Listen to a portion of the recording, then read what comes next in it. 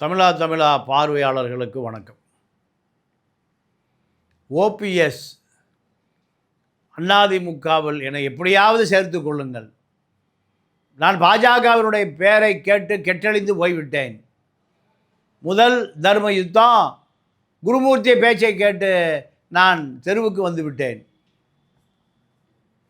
இரண்டாவது தர்ம யுத்தம் வைத்திலிங்கமும் மனோஜ் பாண்டியனும் என்னை தெருவில் நிறுத்திவிட்டு திமுகவில் இணைந்து கொண்டார்கள்.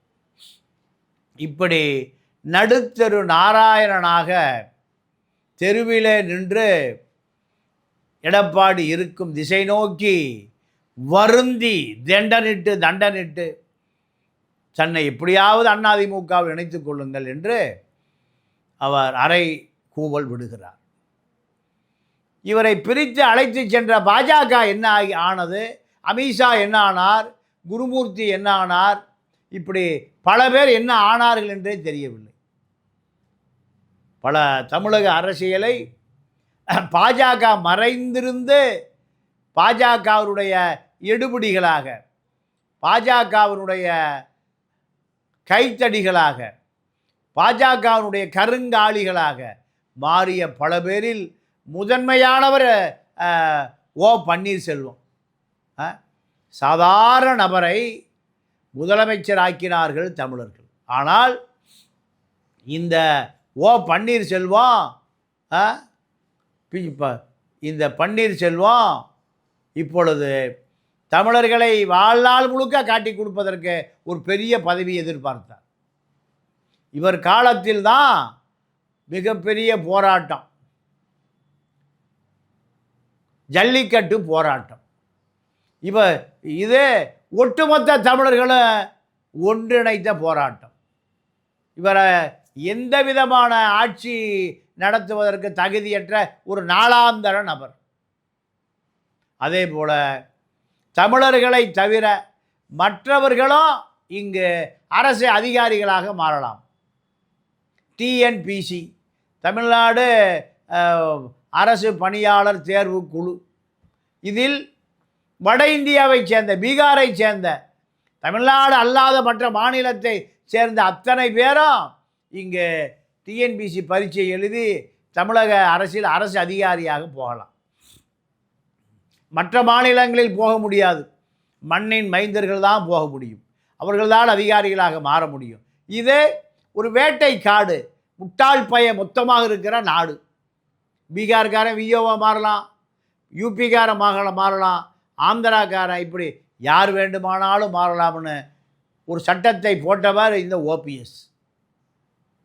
இவன் நீங்கள் ரயில்வே பாதுகாப்பு படை ஆட்கள் கூட பீகாரிலிருந்து எடுக்கப்படுகிறார்கள். தமிழ்நாட்டில் யாருக்கும் வேலை வாய்ப்பு கொடுக்கப்படவில்லை. ரயில்வே கார்டு, ரயில்வே பரிசோதகர், ரயில்வே ஊழியர், தமிழ்நாட்டில் கேட்டை திறந்து விடுகிற கேட் கீப்பர் கூட பீகாரி தான். தண்ணி அடிச்சுட்டு படுத்துறான். ரயில் போனால் என்ன, ஆள் போனால் என்ன, யார் போனால் என்ன, 2-3 உயிர் இறந்து போனது காரணம் அந்த எழுத படிக்க தெரியாத பீகாரி கேட் கீப்பர்கள். இதையெல்லாம் முதலில் ஆரம்பித்து வைத்தவர் இந்த ஓபிஎஸ் பன்னீர்செல்வம். இப்பொழுது என்னை திமுக பக்கம் போவதற்கு கதவுகள் அடைக்கப்பட்டது. எனக்கு என்ன பதவி தருவீர்கள்? தமிழனை காட்டி கொடுப்பதற்கும் கூட்டி கொடுப்பதற்கும் முதலமைச்சர் பதவி தருவீர்களா, அமைச்சர் பதவி தருவீர்களா, என் மகனுக்கு பதவி தருவீர்களா? இதெல்லாம் திமுகவில் ஈடுபடவில்லை. சேருங்கள், பிறகு பார்த்து கொள்வோம். அதே போல் விஜய் கட்சியில் என்னை சேர்த்து கொள்ளுங்கள், எனக்கு துணை முதலமைச்சர் பதவி கொடுங்கள். மேற்கு தொடர்ச்சி மலை முழுவதும் அவருடைய கட்டுப்பாட்டில் இருக்கிறது. அத்தனை மலைகளும். ஆனால் இதெல்லாம் எங்கே திருடியது, கொள்ளையடித்தது, தமிழர்களிடம் கூறு போட்டது. சாதாரண ஒச்சாத்தேவர் டீ கடையில் டீ ஆற்றி கொண்டிருந்த இந்த பன்னீர்செல்வம் தினகரனுடைய தயவில், மஞ்சுளா தயவில் நீங்கள் தினகரனுக்கு நெருக்கமானீர்கள். அதன் பிறகு அமைச்சரானீர்கள், முதலமைச்சரானீர்கள். இத்தனை பதவியும் தினகரன் மஞ்சுளா சந்திப்பில் நடந்தது. இதெல்லாம் தமிழர்கள் பார்த்து கொண்டு இருக்கிறார்கள். இப்பொழுது ஓபிஎஸ் அதிமுகவிலே வருவதற்கு அதிமுக அலுவலகத்தை கத்தியால் கடப்பாறையால் உடைத்தெறிந்த அந்த நபர் அதிமுகவில் இணைவதற்காக எடப்பாடி இருக்கும் திசை நோக்கி இரண்டாம் தர்ம யுத்தத்துக்கு மனோஜ் பாண்டியனும் வைத்திலிங்கம் தான் காரணம். இப்படி அவர்கள் இருக்கிற திமுக திசை பக்கம் இவர் விரலை நீட்டுகிறார். ஆனால் நடந்தது என்ன? இப்படியாவது முதலமைச்சர் பதவியில் ஆக்காளில் அமர வைத்து விடுவோம், இப்படி குருமூர்த்தி கொடுத்த உத்தரவாதத்தின் அடிப்படையில் ஓபிஎஸ் அன்றைய அதிமுக ஆட்சியை கவிழ்த்தார். இப்படி கவிழ்க்கப்பட்ட நபர் பாஜக இவரை கைவிட்டு விட்டது. பாஜக இவரை சீர்ந்தவில்லை. காரணம், இந்த நபர் எந்த காலத்திலையும் வாக்கு வங்கிக்கு தொடர்பே இல்லாதவர். இவர் இப்பொழுது நின்று வெற்றி பெற முடியுமா? இவருடைய தொகுதியில் நீங்கள் தேவேந்திர குல வேளாளர்கள் இவருக்கு ஓட்டு போட மாட்டார்கள். நாயுடு சமூகம் ஓட்டு போடாது. 2 சமூகம் ஓட்டு போடவில்லை என்றால் இவர் வெற்றி பெற முடியாது. இதுதான் இவருடைய சொந்த தொகுதியினுடைய நிலை. இப்பொழுது எந்த கட்சியினாலும் ஜெயிக்க முடியாது. இவர் சட்டமன்ற உறுப்பினராக இருந்தால்தான் இவரை கணக்கில் எடுத்துக்கொள்வார்கள். பதவி இல்லை என்றால் ஓபிஎஸ் காளி பெருங்காய டப்பா. இந்த காளி பெருங்காய டப்பாவை திமுக தாவேகா அத்தனை கட்சிகளும் இவரை புறக்கணித்து விட்டார்கள். இப்பொழுது எடப்பாடியின் தயவினால் மட்டுமே சட்டமன்ற உறுப்பினராக முடியும், மகன் நாடாளுமன்ற உறுப்பினராக முடியும். மோடியை எங்கள் டாடி என்று நாடாளுமன்ற லெட்டர் ஹெட்டில் அதில் மோடியை இந்த பக்கம் ஜெயலலிதாவை போட்டு வைத்துக் கொள்ள முடியும். எம்ஜிஆரை பற்றிய முன்னுக்கு பின்புறனாக எதுவுமே தெரியாது. இப்படிப்பட்ட நபர்கள் தான் அதிமுக நீக்கமர இணைந்து கிடக்கிறார்கள். அதிமுக திமுகவில் தமிழர்கள் வாக்களிக்கிறார்கள். திராவிடம் என்று இல்லாத ஒரு பெயரில் இந்த நாட்டை ஆளுகிறார்கள். தமிழர்கள் வாக்கு போடுவது, இவர்கள் கட்சிக்கு பேர் திராவிட கழகம், திராவிட முன்னேற்ற கழகம், அண்ணா திராவிட முன்னேற்ற கழகம், தேசிய முற்போக்கு திராவிட கழகம். திராவிடத்திற்கும் தமிழர்களுக்கும் தொடர்பே இல்லை. இப்பொழுது ஓபிஎஸ் பாஜக ஏன் கைவிட்டது? பாஜகவால் இவர் ஏன் கைவிடப்பட்டார்? இந்த கேள்விகள் பார்க்கிற பொழுது இந்த காளி பெருங்காய டப்பாவால் வாக்குகளை கவர முடியாது. ஒரு வேட்பாளரை நிறுத்தி ஒரு 10,000 வாக்குகளை பிரிக்க முடியாது. செங்கோட்டையனும் ஓபிஎஸும் சேர்ந்து கொங்கு மண்டலத்தையும் முக்குளத்தூர் மண்டலத்தையும் பெரிய பிரமிப்பை ஏற்படுத்தலாம் என்று விரும்பினார்கள். இவரும் வடிகட்டிய கஞ்சன், இவரும் வடிகட்டிய கஞ்சன். 2 பேரும் மக்களிடம் கொள்ளையடிப்பார்கள். ஆனால் மக்களுக்கு ₹1 கூட செலவு செய்ய மாட்டார்கள். எச்சில் கையை காக்காய் ஓட்ட மாட்டார்கள். அதில் இருக்கிற ஓரிரு பருக்கைகள் விழுந்தால் காக்காய் எடுத்து சாப்பிடும். அதை கூட செய்யாத நபர்கள் தான் இந்த செங்கோட்டையனும் ஓபிஎஸ். இவர் கோபி ஓபிஎஸ், இவர் தேனி செங்கோட்டையன். இந்த 2 நபர்களும் எந்த கட்சிக்கு போனாலும் அந்த கட்சி வெற்றி பெறுவது கடினம். காரணம், தொகுதிக்கே செலவு பண்ணாத நபர்கள் பல கோடி வைத்திருக்கிறார்கள். இவர்கள் மக்களிடம் அடித்த கொள்ளை, அரசிடம் அடித்த கொள்ளை, பிடபிள்யூ அடித்த கொள்ளை, ஐவிஎஸ் அடித்த கொள்ளை, செங்கோட்டையன் கல்வித்துறையில் அடித்த கொள்ளை பல 1000 கோடி. ஆனால் மக்களுக்கு நயா பைசா செலவு செய்யாத இந்த நபர்கள் மீண்டும் அரசியல்வாதியாக வளம் வர வேண்டும், அதிகாரத்தோடு வர வேண்டும். 75 வயதை கடந்த 2 நபர்களும் அதிமுகவுக்கு பெரும் துரோகம் செய்த நபர்கள். சிறு துரோகம் அல்ல, பெரும் துரோகம் செய்த நபர்கள். இவர்களுக்கு அடையாளமே இரட்டை இலை. ஆனால் இரட்டை இலையே காட்டி கொடுத்தவர்கள். இரட்டையிலை ஆட்சிக்கு வர வேண்டாம் என்று அவர்கள் மறைமுகமாக உதவியவர் செங்கோட்டையன், நேரடியாக உதவியவர் பன்னீர்செல்வம்.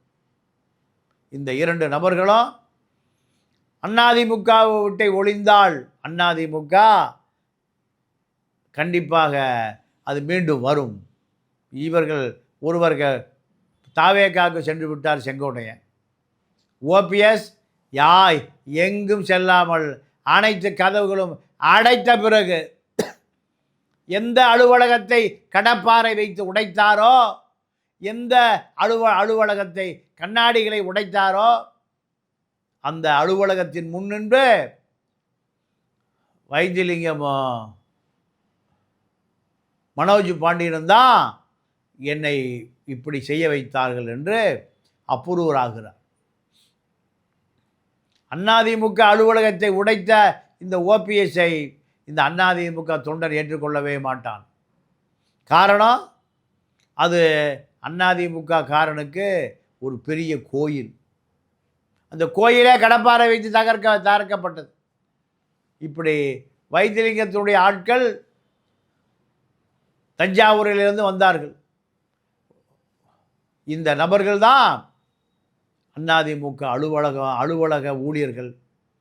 அங்கே பாதுகாப்புக்கு இருந்த பல பேரை இவர்களால் மண்டை உடைக்கப்பட்டது, தடியால் அடிக்கப்பட்டது, ஆவணங்கள் எல்லாம் கொளுத்தப்பட்டது. இப்படி பல அதிமுக சிதிலமடைவதற்கு ஓபிஎஸ் காரணமாக இருந்தார். ஆனால் இப்பொழுது எந்த அலுவலகத்தை உடைத்து சுக்குநூறாக்கப்பட்டதோ அங்கு வந்து தன்னை அதிமுகவில் சேர்த்து கொள்ளுங்கள், அதிமுக வளம் பெற வேண்டும், வலிமையாக மாற வேண்டும், அது மீண்டும் ஆட்சிக்கு வர வேண்டும், அந்த ஆட்சியில் நான் அமைச்சராக இருக்க வேண்டும். இதுதான் ஓபிஎஸ்னுடைய விருப்பம். இது சாத்தியமா? இதை எடப்பாடி தான் முடிவு செய்ய வேண்டும். இவரை எட்டப்பனாக உருவாக்கிய பாஜகவே இவரை கைவிட்டு விட்டது. பலாப்பழத்தில் நின்ற பொழுது ராமநாதபுரத்தில் இருக்கக்கூடிய ஒரு சமூக மக்கள் இவருக்கு அதிமுகவை எதிர்த்து வாக்களித்தார்கள். அதிமுக பின்னுக்கு போனதுக்கு காரணம் ராமநாதபுரத்தில் ஓபிஎஸ் என்பதை அதிமுக தொண்டன் மறந்துவிட மாட்டான். இவர் எந்த முகத்தை வைத்துக்கொண்டு ராமநாதபுரத்தில் அதிமுகவை தோற்கடித்து லாய்ஸ் ரோட்டில் அதிமுக அலுவலகத்தை உடைத்து சின்னாபரணப்படுத்தி சீரழித்து ஆவணங்களை தேடி ஆவணங்களை கொளுத்தி அதை காட்பதற்கு நின்ற தொண்டர்களை எல்லாம் மண்டையை உடைத்து மாவிளக்கு வைத்து மஞ்சப்பத்து போட்டு இந்த நபர் இப்போ போக்கிடமே இல்லாமல், காக்கும் இடமே இல்லாமல்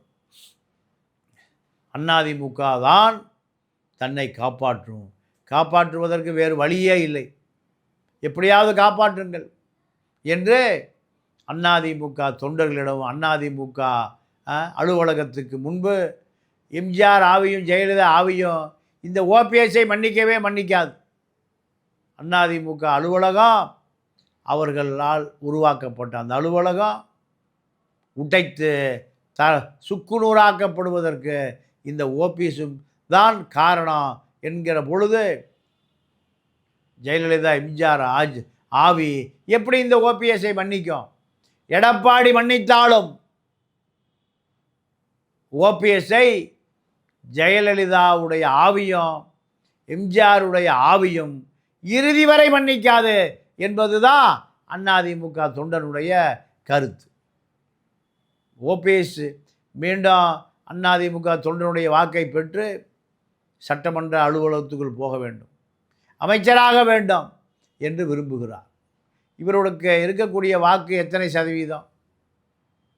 ஆட்சி அதிகாரத்தை பிடிப்பதற்கான ஒரு 10% வாக்குகளை ஓபிஎஸ் வைத்திருக்கிறாரா? இல்லை. ஆனால் அதிமுகவில் தனக்கும் தன்னுடைய மகனுக்கும் அதிகாரம் வேண்டும். இதற்காக மீண்டும் அதிமுக அலுவலகத்திற்கு வந்து அதிமுக அலுவலகத்தில் நின்று மன்னிப்பு கடிதம் கொடுத்து, இதைத்தான் எடப்பாடி சொன்னார் பல வருடங்களுக்கு முன்பு, நிபந்தனையற்ற மன்னிப்பை கேட்டுவிட்டு அதிமுகவில் இணைந்து கொள்ளுங்கள். இந்த தேர்தலில் ஓபிஎஸ் அதிமுகவில் இணையவில்லை என்றால் தேர்தல் முடிந்த பிறகு அனாதை பன்னீர்செல்வமாக மாறி போய்விடுவார். அதிமுக தொண்டை திரும்பி கூட பார்க்க மாட்டான். காரணம், அதிமுக அங்கு வேறு ஒரு வேட்பாளன் நிறுத்தப்பட்டு தேனி பெரியகுளம் பகுதியில் பல பன்னீர்செல்வங்கள் உருவாக்கப்படுவார்கள். அதிமுகவில் அதற்கான வாய்ப்பு இருக்குது. அதனால் அதிமுக அலுவலகம் வந்து அங்கே சரணாகதி அடைந்து கிடக்கிறார். ஆக எடப்பாடி பழனிசாமியிடம் இறுதி முடிவு எடுக்கும் அதிகாரத்தை அதிமுக தொண்டர்கள் கொடுத்திருக்கிறார்கள். என்ன நடக்குது என்று பொறுத்திருந்து பார்ப்போம். மீண்டும் சந்திப்போம். நன்றி, வணக்கம்.